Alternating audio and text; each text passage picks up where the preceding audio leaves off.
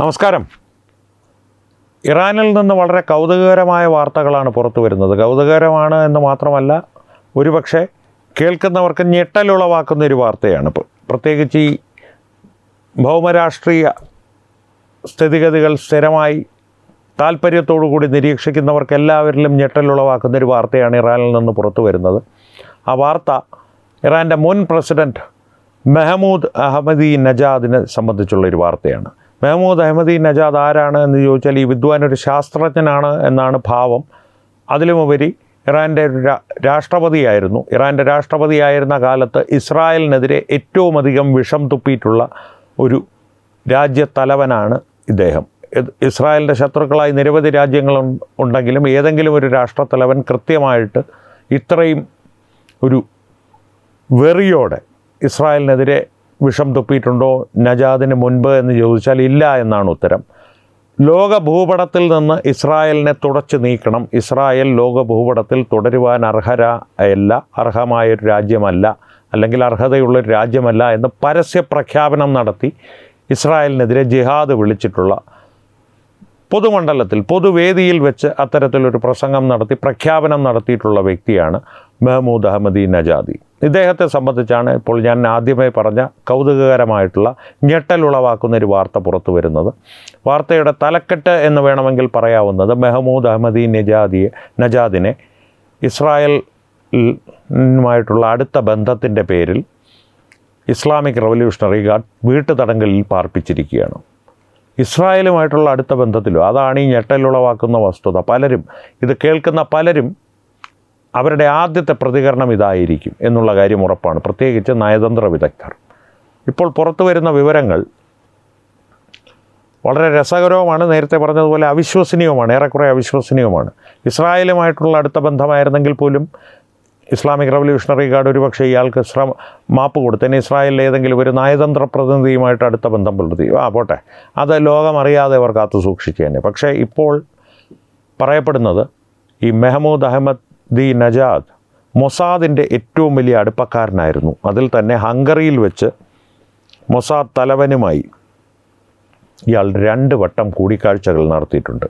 Mossad തലവനെന്ന് പറയുമ്പോൾ മൊസാദിൻ്റെ മുൻ തലവനായ ഡേവിഡ് ബേർണിയുമായി ഹംഗറിയിൽ വെച്ച് 2 തവണ ഇയാൾ കൂടിക്കാഴ്ച നടത്തിയിട്ടുണ്ട്. ഏത് തരത്തിൽ ന്യായീകരിക്കുവാൻ ശ്രമിച്ചാലും ഇറാനിൽ ആ ന്യായം വിലപ്പോകില്ല. കാരണം മൊസാദിൻ്റെ തലവനുമായിട്ട് യാതൊരു തരത്തിലുള്ള ബന്ധവും ഇറാനിൽ, പ്രത്യേകിച്ച് ഇസ്രായേലിനെ ശത്രുവായി പരസ്യമായി പ്രഖ്യാപിച്ചിട്ടുള്ള ഒരു രാഷ്ട്രപതി പുലർത്തുക എന്ന് പറയുന്നത് ഇറാനെ സംബന്ധിച്ച് രാജ്യദ്രോഹം തന്നെയാണ്. അതുകൊണ്ട് തന്നെയാണ് പറഞ്ഞത്, ഈ മെഹ്മൂദ് അഹമ്മദി നജാദ് എന്നാണ് അദ്ദേഹത്തെ പൊതുവെ വിളിക്കുന്നത്. അഹമ്മദി നജാദ് എന്നും വിളിക്കപ്പെടാറുണ്ട്. പൊതുവായിട്ട് അദ്ദേഹത്തെ അഭിസംബോധന ചെയ്യുന്ന അഹമ്മദി നജാദ് എന്നാണ്. ഈ അഹമ്മദി നജാദ് മൊസാദിൻ്റെ ഒരു ഏജൻ്റാണോ എന്നുള്ള സംശയമൊന്നുമില്ല. ഏറെക്കുറെ അത് അമേരിക്കൻ വൃത്തങ്ങളും സ്ഥിരീകരിക്കുന്നുണ്ട്. ഇദ്ദേഹം പ്രവർത്തിച്ചിരുന്നത് മൊസാദിന് വേണ്ടി കൂടിയിട്ടായിരുന്നു, അല്ലെങ്കിൽ മൊസാദിന് വേണ്ടി മാത്രമാണ് എന്ന് പറയപ്പെടാം. അങ്ങനെയാണെങ്കിൽ അതിൻ്റെ ഒരു വ്യാപ്തി ആലോചിച്ച് നോക്കുക. ആ ഒരു തിരിച്ചറിവ്, ആ ഒരു വെളിപ്പെടുത്തലിൻ്റെ ഒരു അനുരണങ്ങൾ എവിടം വരെ ചെന്ന് എത്തുമെന്നുള്ളത് പ്രേക്ഷകരൊന്ന് ആലോചിച്ച് നോക്കൂ. ഒരുപക്ഷെ ആയത്തുള്ള ഖൊമേനി ആദ്യ ആക്രമണത്തിൽ തന്നെ കൊല്ലപ്പെട്ടത് ഇദ്ദേഹത്തെ പോലെ ആരെങ്കിലും നൽകിയ കൃത്യമായ വിവരങ്ങളുടെ പശ്ചാത്തലത്തിലായിക്കൂടെ? ആകാമെന്ന് തന്നെയാവണം റവല്യൂഷണറി ഗാർഡ്സും വിചാരിക്കുന്നത്. അതുകൊണ്ട് തന്നെയാണ് ഇരുചെവി അറിയാതെ ഇദ്ദേഹത്തെ വീട്ടുതടങ്കലിലാക്കി പുറം ലോകവുമായിട്ടുള്ള എല്ലാ ബന്ധവും വിച്ഛേദിച്ച് അവർ സൂക്ഷിച്ചിരിക്കുന്നത്. ഒരുപക്ഷെ ഇനി വിചാരണ ഉണ്ടായേക്കാം. പക്ഷേ അതിനുമപ്പുറത്തേക്ക് അന്താരാഷ്ട്ര മാധ്യമങ്ങൾ, ഈ വിവരങ്ങൾ ലഭിച്ചിട്ടുള്ള മാധ്യമങ്ങൾ സംശയിക്കുന്ന മറ്റൊരു കാര്യമുണ്ട്, ഇദ്ദേഹം ജീവനോടെ ഉണ്ടോ ഇല്ലയോ എന്നുള്ള കാര്യം. ഒരുപക്ഷെ അതിനും സാധ്യതയുണ്ട്. കാരണം ഇരുചെവി അറിയാതെ ഇദ്ദേഹത്തെ ഇല്ലാതാക്കുക എന്നുള്ളതും ഒരുപക്ഷെ ഇസ്ലാമിക് റവല്യൂഷണറി ഗാർഡിൻ്റെ മുമ്പിലുള്ള ഒരു മാർഗമായിരിക്കാം. കാരണം വലിയ നാണക്കേടാണ് ഇറാനുണ്ടാകുവാൻ പോകുന്നത്. ഈ വിവരം സത്യമാണ് എന്നുള്ളത് കാര്യം തെളിവ് സഹിതം ലോകത്തിൻ്റെ മുൻപിൽ വന്നാൽ ആലോചിച്ച് നോക്കൂ, ഇസ്രായേലിനെതിരെ ഡൂംസ്ഡേ ക്ലോക്ക് വെച്ചിട്ടുള്ള ഇസ്രായേലിൻ്റെ നാശം ഇത്ര ദിവസങ്ങൾക്കുള്ളിൽ എന്നുള്ളത് കണക്ക് കൂട്ടി സമയപരമായി ലോകത്തെ അറിയിക്കുവാൻ വേണ്ടി ഡൂംസ്ഡേ ക്ലോക്ക് സ്ഥാപിച്ചിട്ടുള്ള രാജ്യമാണ് ഇറാൻ. ആ രാജ്യത്തിൻ്റെ രാഷ്ട്രപതിയായിരുന്നു എന്ന് മാത്രമല്ല, ഈ ഇസ്രായേലിനെതിരെ ഏറ്റവും കൂടുതൽ വിഷം തുപ്പിയിട്ടുള്ള ഒരു രാഷ്ട്രത്തലവനായ നജാദ് തന്നെ മൊസാദിൻ്റെ ഡബിൾ ഏജൻ്റാണ് എന്ന് പറയുമ്പോൾ, അല്ലെങ്കിൽ എന്ന് തെളിയുമ്പോൾ, ഇറാൻ ഉണ്ടാകുന്ന നാണക്കേട് ചില്ലറയല്ല. അതിനൊപ്പം തന്നെ മൊസാദിൻ്റെ പ്രവർത്തന രീതിയെക്കുറിച്ചുള്ള നടുക്കവും അത്ഭുതവും ആശ്ചര്യവും ലോകത്തിന് കൂടി വരികയാണ്, വർദ്ധിച്ചു വരികയാണ്. ഹമാസിൻ്റെ നേതാക്കളെ ഇറാനിൽ മറ്റും വെച്ച് ഇല്ലാതാക്കിയ രീതികൾ, ഇതിൻ്റെ എല്ലാം പിന്നിൽ ഇറാനിൽ നിന്ന് കൃത്യമായിട്ടുള്ള സഹായവും വിവരങ്ങളും ഡാറ്റയും ഇൻഫർമേഷനും ഇല്ലാതെ ഇസ്രായേലിന് മൊസാദ് എത്ര സമർത്ഥന്മാരാണ് എന്ന് പറഞ്ഞാലും ഇത്തരത്തിലുള്ള ആക്രമണങ്ങൾ നടത്തുവാൻ മൊസാദിന് സാധിക്കില്ല. അതുകൊണ്ട് തന്നെ മൊസാദിൻ്റെ ഏജൻറ്റുമാർ ഇറാൻ്റെ ഭരണത്തിൻ്റെ ഒരു പടിക്കെട്ടുകളുണ്ടല്ലോ, ഹയറാർക്കി എന്ന് പറയുന്ന ആ ഭരണയന്ത്രത്തിലെ ഏതൊക്കെ ഭാഗത്ത് നിലയുറപ്പിച്ചിട്ടുണ്ട്, അല്ലെങ്കിൽ ഏതൊക്കെ ഭാഗത്ത് പ്രവർത്തിക്കുന്നവരെ മൊസാദ് തങ്ങളുടെ പക്ഷത്തേക്ക് ആകർഷിച്ച് തങ്ങളുടെ ആളുകളായി മാറ്റിയിട്ടുണ്ട് എന്നുള്ളതിനെ സംബന്ധിച്ച് കൃത്യമായ യാതൊരു വിവരവും ഇല്ലാതെ ഇരുട്ടിൽ തപ്പുകയാണ് Islamic Revolutionary Guard. Islamic Revolutionary Guard എന്ന് ഞാൻ എടുത്തെടുത്ത് പറയുന്നത് ഇറാൻ്റെ ഭരണകൂടം ഇപ്പോൾ അവരാണ്. പെഷസ്കിയാനൊക്കെ ഇറാൻ്റെ രാഷ്ട്രപതിയാണെന്ന് വേണമെങ്കിൽ ഒരു ഭംഗി വാക്കിന് പറയാമെന്നുള്ളതല്ലാതെ ഭരണം പൂർണ്ണമായും ഇസ്ലാമിക് റവല്യൂഷണറി ഗാർഡിൻ്റെ കയ്യിൽ തന്നെയാണ്. മുസ്തഫ ഖമനേയി ജീവനോടെ ഉണ്ടോ അതോ കോമയിലാണോ? ഉണ്ടെങ്കിലും ഇല്ലെങ്കിലും പ്രയോജനമൊന്നുമില്ല. ഒരു കളിപ്പാവ് മാത്രമായി തന്നെയാണ് പരിണമിക്കുവാൻ പോകുന്നത്. മുസ്തഫ ഖമനേയുടെ പിതാവ് ഇസ്ലാമിക് റവല്യൂഷണറി ഗാർഡിന് ആദരണീയനായിരുന്നു. അദ്ദേഹത്തിൻ്റെ വാക്കുകളും ഉത്തരവുകളും മാത്രമേ ഞങ്ങൾ അനുസരിക്കുകയുള്ളൂ എന്നുള്ളൊരു തീരുമാനത്തിലാണ് അവർ മുന്നോട്ട് പോകുന്നത്. അതുതന്നെയാണ് ഇറാൻ്റെ പ്രശ്നവും ഇറാൻ്റെ ബലവും. അത്തരത്തിലൊരു പ്രവർത്തനം അവർ കൈക്കൊണ്ടിരിക്കുന്നത് കൊണ്ടാണ് അത്ര എളുപ്പത്തിൽ അമേരിക്കയ്ക്ക് അവരെ തോൽപ്പിക്കുവാൻ സാധിക്കാത്തത്, ഇല്ലാതാക്കുവാൻ സാധിക്കാത്തത്. കാരണം വളരെയധികം മുൻകരുതലുകൾ എടുത്തിട്ടാണ് അവർ മുന്നോട്ട് പോകുന്നത്. അവരുടെ കൃത്യമായിട്ടുള്ള തലവൻ ആരാണ് എന്നുള്ളതിനെ സംബന്ധിച്ച് ആർക്കും യാതൊരു വിവരവുമില്ല.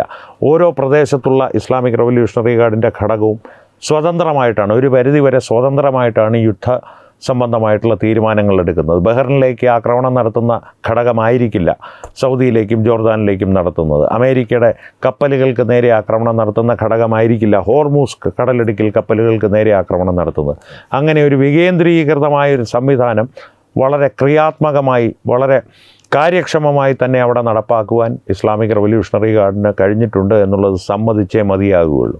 പക്ഷേ അത്തരത്തിലുള്ള വികേന്ദ്രീകൃതമായിട്ടുള്ളൊരു സംവിധാനം അതീവ രഹസ്യമായി അവർ ഒരുക്കി വരുമ്പോൾ, അത്തരത്തിൽ ആക്രമണങ്ങളുമായി മുന്നോട്ട് പോകുമ്പോൾ, ഈ മെഹ്മൂദ് അഹമ്മദി നജാദിനെ പോലെയുള്ള ചാരന്മാർ അവർക്കിടയിലുണ്ടെങ്കിൽ അത് വലിയ അപകടങ്ങൾ അവർക്ക് വരുത്തി വയ്ക്കും എന്നുള്ളത് ഇസ്ലാമിക് റവല്യൂഷണറി ഗാർഡിനെ സംബന്ധിച്ച് തീർച്ചയുള്ള കാര്യമാണ്. അതുകൊണ്ട് തന്നെയാണ് വളരെ ഗൗരവത്തോടു കൂടി തന്നെ ലോകമറിയാതെ, ഇരുചെവി അറിയാതെ നജാദിനെ അവർ വീട്ടുതടങ്കലിലാക്കിയിരിക്കുന്നത്. പക്ഷേ അന്താരാഷ്ട്ര മാധ്യമങ്ങളിൽ സംശയങ്ങൾ വരുന്ന നജാദ് വധിക്കപ്പെട്ടിട്ടുണ്ടാകാം.